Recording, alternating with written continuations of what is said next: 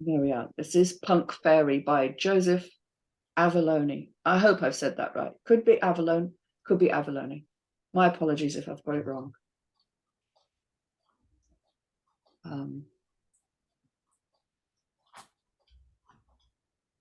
Punk Fairy. Fade in, exterior Star House day. Trees draped in autumn colours surround this stately Georgian-style New England home. Interior Star House home studio day. Calling this a home studio is like calling the Taj Mahal a house. Everything about it screams professional, right down to its commercial-grade clothes rack.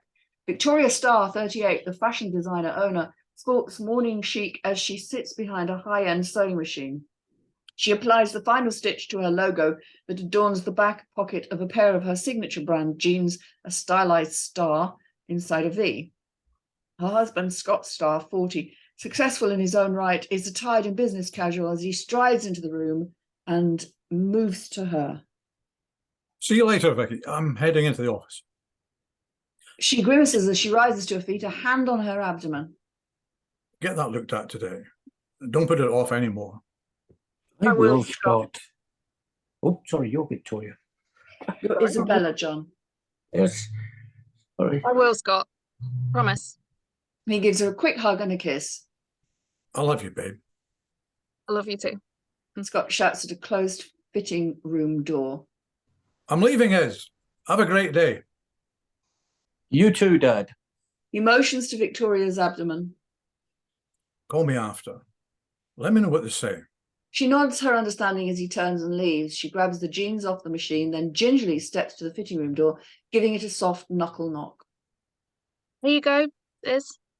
The door opens and a hand sticks out and grabs them. Victoria turns and slowly moves to a large drafting table, her pain palpable. Her back to it, she leans against it for support, hands cupping the edges, one next to a lapis lazuli crystal sphere, resting in its holder, one of the many Sedona-inspired objets d'art scattered around the room. She faces a wall masquerading as a mood board, plastered in sketches, fabric swatches, magazine cutouts, inspirational quotes, and her name, beautifully hand-carved in wood. The fitting room door opens and Isabella, Izzy Starr, 14, struts into the studio with the confidence of Kardashian. Oh, Izzy, you look amazing. Isabella is in the full-length mirror admiring the jeans, a perfect complement to her chic mother-designed blouse. It's great having a fashion designer for a mother. Great having a daughter who shares my passion. Victoria eyes the colourful leaves through a window. Just think, this time next year, you'll be a freshman at City Arts. You really think so, Mum? That high school's like super hard to get into. Absolutely. You've got the grades and your talent is undeniable. Yeah. But still have to audition. And I hear they judge you on everything, even your stitching. Then you'll have a huge advantage. You're practically a pro. Isabella's shoulders round as her head drops and Victoria picks up on her wavering confidence. Don't worry. If you believe it, you can achieve it. Just focus on what you want and speak it into existence. You're too funny, Mum. Do you really think saying things out loud makes them happen? I really do, sweetie. The universe is always listening. The red leaf dancing in the air outside the window catches Victoria's eye. So be mindful of what you send out to it. Her point of view as we push in on the leaf, then zoom past it as we fly upwards through the clouds, the atmosphere, into space, until we reach exterior celestial realm day, the sky so blue you could swim in it. If Walt Disney created heaven, then this would be it, right down to its concrete walkways and hub and spoke design. And like his ride, we're soaring around the realm, swerving to avoid guardian angels, all males, replete with rings, sharply dressed as they walk, jog, and fly throughout. We angle down and follow a spoke to the Library of Souls, a humongous warehouse-like building that extends as far as the eye can see. We bank right and follow another spoke to the Celestial Stadium, a colossal open-air structure, similar in style to an American football stadium.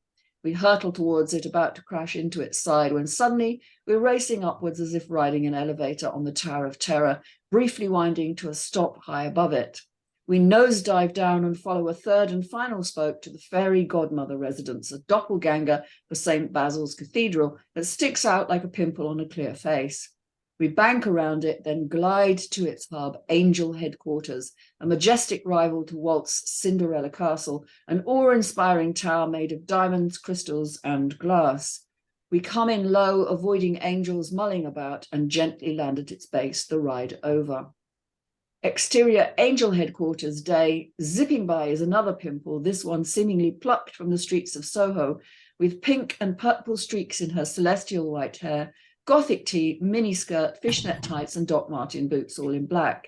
That would be Concetta, 55, a punk-inspired fairy godmother apprentice, whose Queen's New York accent belies her Sedona-like intuition, which she wields like a high priestess.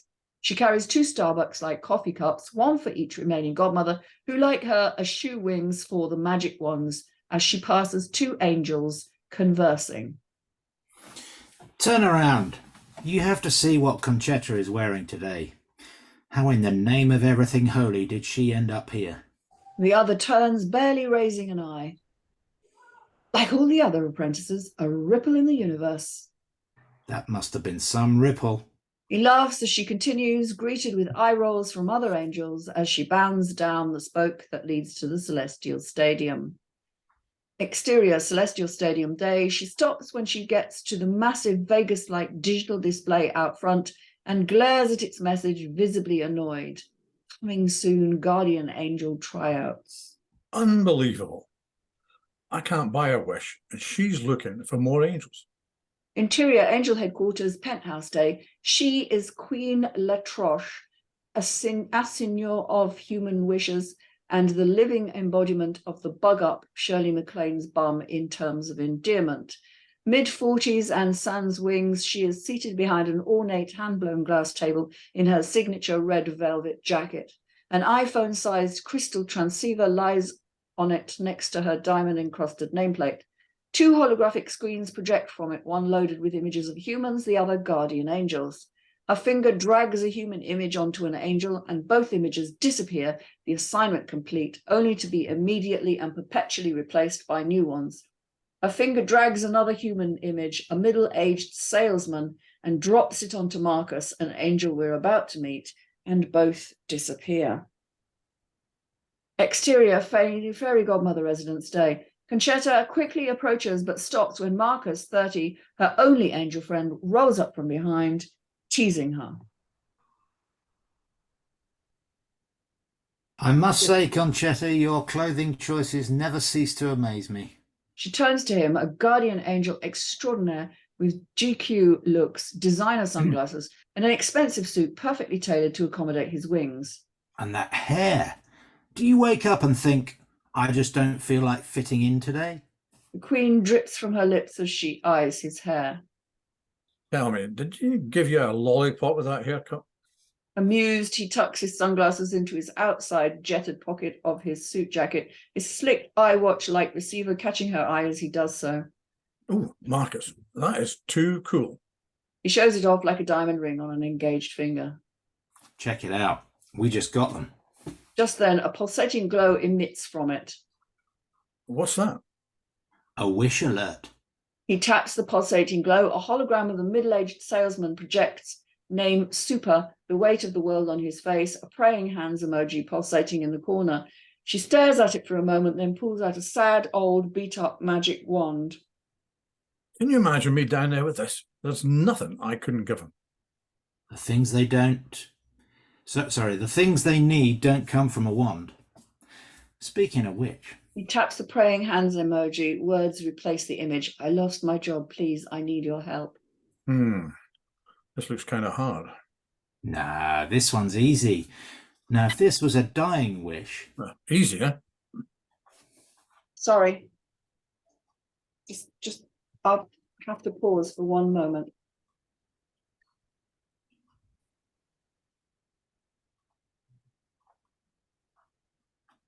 This looks kind of hard. Nah, this one's easy. Now, if this was a dying wish... Easy, huh? She sets down the cups and pulls out an impressive flip phone-like receiver. You couldn't transfer it to me, could you, Marcus? I can't get my pros until I fulfill one. As much as I'd like to, I can't. The network's off limits to apprentices. So unless she lets you in, there's not much I can do. Nice chatting with you, Conchetta, but serendipity awaits. Maybe think about working on that look of yours? Enjoy your sucker. He chuckles as he waves his hand and disappears. Exterior storefront retail business day. Situated on a city-side street, the owner, 40, carries a worn briefcase as he makes his way towards the door. He's about to cross paths with the fast approaching salesman, who cradles a box of his things in his arms, a property of sticker affixed to its side. Marcus appears, invisible to humans, and flicks his fingers. The briefcase pops open and dumps its contents directly in front of the salesman, excuse me, who quickly drops his box and springs into action. Thank you so much. I appreciate it. No worries. After the morning I've had, I can get all the positive karma I can get. Marcus flicks his fingers and a micro breeze blows a letter from the box, landing face up at the owner's feet. The owner reaches down to grab it and spots a framed Salesperson of the Year award sticking out of it, his point of view, as he surreptitiously skims the first line of the letter. Due to the merger, we regret to inform you that your position is no longer available. Sporting a big grin as he straightens, he motions to the Salesperson Wanted sign in the window. I think you might have found some. An exuberant salesman shakes his hands while Marcus, the architect of this serendipitous moment, waves his and vanishes. Interior fairy godmother residence day. Conchetta wiggles her way through the door with the cups, using her foot to shut it. Time travels back to the Renaissance, not really, but the interior makes you think that. Hey guys, I got you coffee. The bobbin on an antique sewing machine whirs as she strides over to Emma, a wise, unfiltered, elderly fairy godmother straight out of central casting who works the hand crank. The sound stops as she takes a cup. Thank you, dear. Conchetta's eyes the white gingham crop top draped over it. That's awesome, Emma. I love it. I'm so glad. I'll have it for you later. She hands the other cup to Serafina, mid-40s, conservative like her lawyerly suit, seated with perfect posture in a hand-carved, high-backed armchair, a book resting in her lap. If the fairy godmothers had a leader, she would be it. Thank you, Conchetta. Did you enjoy your walk? I did. You know, I was just talking to Marcus. Oh, he's so handsome, that one. Emma? What? I may be old, but I'm not blind. You should see the new thingamajig he's got. Close when he gets a wish. I got to tell you, it made me jealous just looking at it. When it's meant to come, it will find you. Maybe I just don't know where I am. I'm not getting any younger, you know. You and I clearly don't reckon young the same way. What I mean is, I'm thinking maybe I should be looking for something else. And give up being a fairy godmother? It's not that I'm giving up, Serafina, but I don't see how I'm ever going to be one of Queen Latroche. Don't give me a wish. And fulfilling wishes is all I ever dream about. Well, there's more to being a fairy godmother than fulfilling wishes. Even so, you got to admit, she ain't too keen on me. Nor us, I'm afraid. I understand your frustration, dear. You're at the mercy of a queen who sits in judgment over that which she has no business judging. She is in charge, Emma. Control is merely an illusion, dear. No, then she's a pretty good magician. And that's the end of our excerpt. Brilliant. Thank you. And sorry for the interruption in the middle. Who wants to start off? Yeah, sure. Okay. So am I thought in general it was a nice concept, an interesting concept. These sort of two different worlds. We've got the fashion designer. We don't know, I wouldn't say we know that much about their lives yet and that family. And then obviously we've got this fairy world crossed with the modern technology, which I thought was nice. Reminded me a bit of a sort of Black Mirror-esque thing, maybe, without being so dark. I thought Emma was a nice character, wise old sort of character, and the Concetta character was obviously a sort of people-pleasing person, is what I sort of took from it. I think some of the direction could be rephrased, could be changed a little bit. You could probably cut some of that out, and save yourself some page room there and some time. What was I going to say? And there's a line at the start of it which Izzy says, that I don't know. It was the oh, it's great having a designer as a mum. I don't know.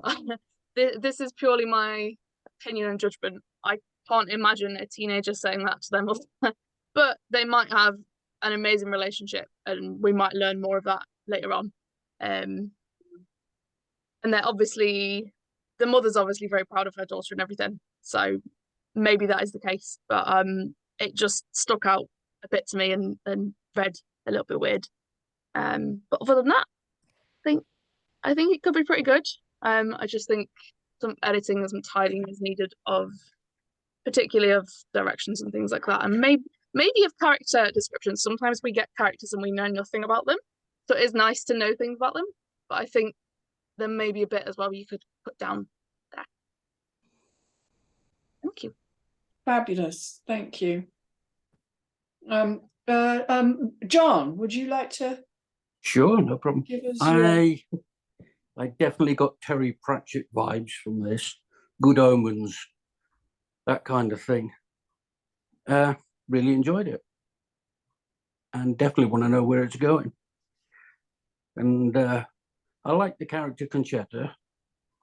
And I think Marcus is a bit of a wolf in sheep's clothing. There's something going on there. But yeah, enjoyed it. Really did enjoy it. Fantastic, thank you.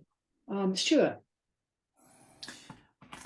For a start, this was a completely cold read for me because I hadn't had a chance earlier to look at it. So I was trying to quickly work out what was going on, and it seemed very clear, I have to say, coming to this cold. I felt some of the just on the first scene where in fact I think it was the first line where he says "See you later, Vicky." I don't know whether you just put her name in just to establish that was her name, but I don't know what husband and wife calls each other by their name. I don't know. I don't call my wife her name. I kind of, you have a pet name almost, like, or Hun or something, but maybe that can come out later. It sort of jarred a bit to me. It was like, oh, are they married or are they just friends? So I don't know. That was just a quick comment. I thought some of the sort of picking up on what Rachel was saying earlier, that I thought some of the description was a bit long-winded. It probably could be trimmed a bit. I kind of get what you're trying to do in terms of conjuring up this celestial world in the clouds or in the blue sky, but it was overdone slightly, I think, for me. But some interesting characters, and I really like the relationship between Conchetta and Marcus, and that sort of playfulness and a bit mischievousness. So yeah, I wanted to see how the first characters were going to be introduced later. So Scott and Victoria and the daughter, and where that was all going to go. And are the angels going to come and help them or disrupt their lives, or what? Are they going to be matched with them? So yeah, interesting to see where it goes. Thank you. Ian. Yeah, in print, I kind of liked it overall, but I think we've seen a lot of these fantasy real life setups before, and I hope it's got some potential. I think the Victoria's ill at the beginning. We see some concern about her health and whether Conchetta is going to become this fairy godmother, or qualify through some magical sort of dealing with this illness. I feel that maybe that's where this is going, which would be very interesting to see that. So yeah, I mean, I think I'd like to see more of it. And there's some nice character, interaction. Are they all going to be in it all the way through? It's a film, I'm assuming. It's something. It's not. It's a feature. I would assume it needs a long story. This, I would expect.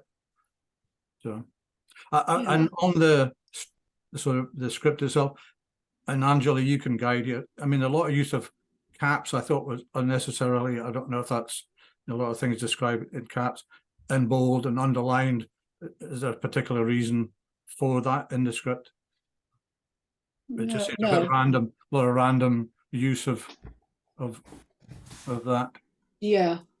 It's not usual to have anything underlined in a script, not even a scene heading. And some people do that, but it's not, you don't normally do that. You don't need bold in it either. The characters' names should just be in caps above the dialogue. And you really only have caps for a character within action the first time you meet them. And then subsequent to that, it's just upper and lower case, regular writing. Sounds are always in caps, but that's the only thing that's always in caps. And that's really literally because sounds tend to be like it's a one-off thing and you need to know what that sound is.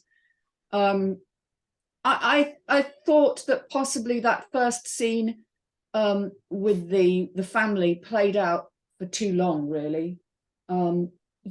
Three pages, which is 3 minutes of them basically saying Video. bye. Yeah.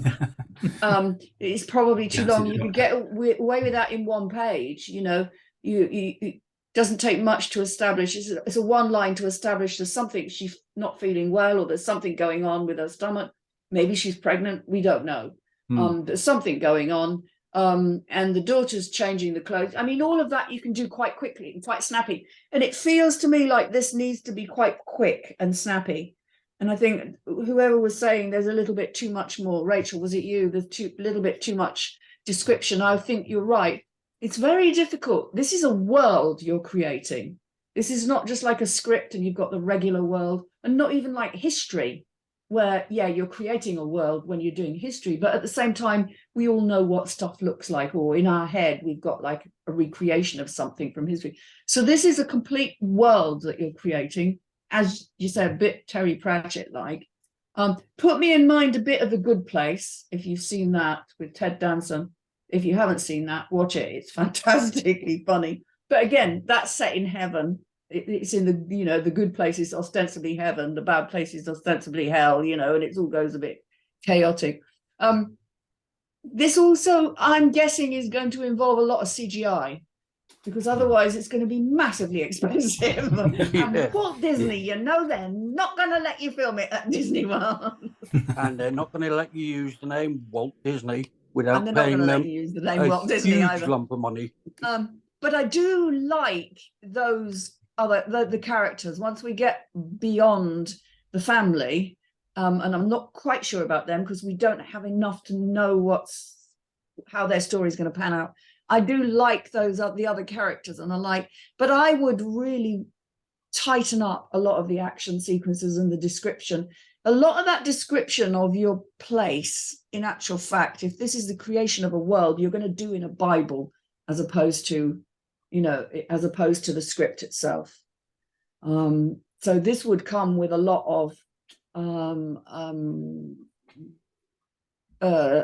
artist basically sitting down and you know, working it all out. And it's a big thing to create a whole world, isn't it? You know. So yeah, other than that, I like the idea. I might be making a huge jump here, but we get this at the beginning, the insinuation that there's something seriously wrong with this woman, with her stomach. Maybe she's going to die, and yeah, I was just going to say, and then later on you get Marcus very subtly saying, "Oh, dying wishes are easy." Yeah. So I'm wondering, is there a connection there, or am I making one and one make three? And the other thing that I was thinking about, the relationship, as you again, Rachel, you picked out the would the daughter Isabella really say those things to her mother, and her mother put me in mind very much. I don't know whether the writer of this knows of the woman Carla Rockmore, or whether anybody has knows of. Google her, look her up on YouTube, because she does some great YouTubes. Carla Rockmore is a stylist from Texas. Massively wealthy husband, doesn't need to do anything, and so she just stands in her like several room-sized wardrobes, closets, and parades in her clothes, and she does it amazingly well. She's got a really wonderful spin on doing it. She presents fabulously. but she has a daughter who is trans called Ivy, and their relationship is remarkable because she's obviously been guiding Ivy through her transition, as it were, and showing her the right clothes to wear and how she's going to look good in this. That relationship is incredible, and it's worth, if you're writing about relationships, mothers and daughters, and it's this kind of fashion orientated thing, to watch a few Carla Rockmores where she does it with her daughter. It's brilliant. That's my plug for Carla Rockmore. I think she's wonderful. I really do. She's brilliant. So yeah, I've no doubt the check will be in the post. Exactly. Or you know, Armani. You know, I'm not Gucci. I'm not. You know, No. gosh. Don't be too picky, you know. Anybody got anything else to say before we? No, fabulous. Thank you for letting us read it.